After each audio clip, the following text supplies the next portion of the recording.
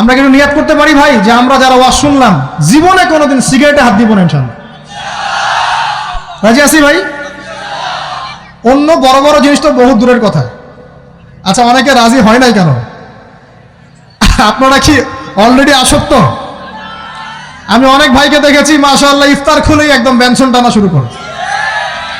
হ্যাঁ, এটা যে হারাম আপনাদের কেউ ওয়াজ করে শোনায় নাই? এটাকে কি মনে করেন আপনারা, হারাম না হালাল? কেউ বলেছে মাকরু, নাকি মাকরু ফতোয়া দিয়েছে? মাকরুহ শব্দের অর্থ জানেন আপনি? মাকরুহ শব্দের অর্থ কি একটু শোনেন। সূরা বনী ইসরাইল খুলবেন। কোন সূরা? সূরা বনী ইসরাইল। আল্লাহ পাক বলছেন আমি বনু ইসরাইলকে এই কাজগুলো করতে নিষেধ করেছিলাম। কোন কোন কাজ? জেনা করো না, জেনার ধার কাছে যেও না, এতিমের মাল আত্মসাৎ করো না, শিরিক করো না ইত্যাদি। যারা আলেম আছেন তারা আমার কথা বুঝবেন। এই কাজগুলোর পরে আল্লাহ পাক বলছেন যে এই প্রত্যেকটা কাজ আল্লাহর কাছে মাকরুহ, অপছন্দের। কিসের? অপছন্দ। আর এটাকে আপনি সহজ মনে করছেন? নিয়াত করি আল্লাহ পাকের সন্তুষ্টির জন্য আমরা কোনোদিনও মাদকের সাথে সম্পৃক্ত হব না ইনশাআল্লাহ।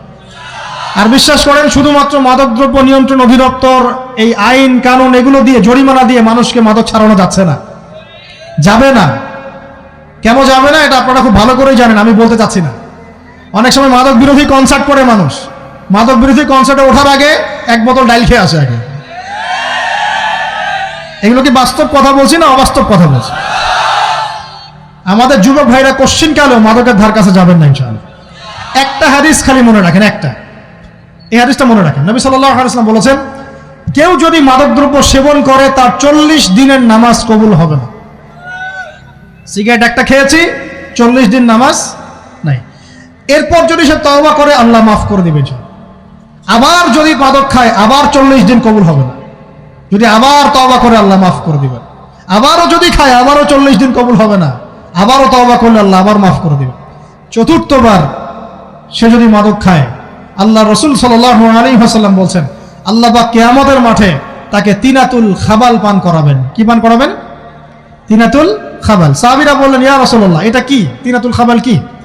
নবী সাল্লাল্লাহু আলাইহি ওয়াসাল্লাম বলছেন এটা হচ্ছে জাহান্নামীদেরকে আযাব দেওয়ার পর তাদের রক্ত মাংসের যে পুঁজ বের হবে, এই যে ড্রিঙ্কস, জাহান্নামের হার্ড ড্রিঙ্কস, এই ড্রিঙ্কসের নাম হলো তিনাতুল খাবাল।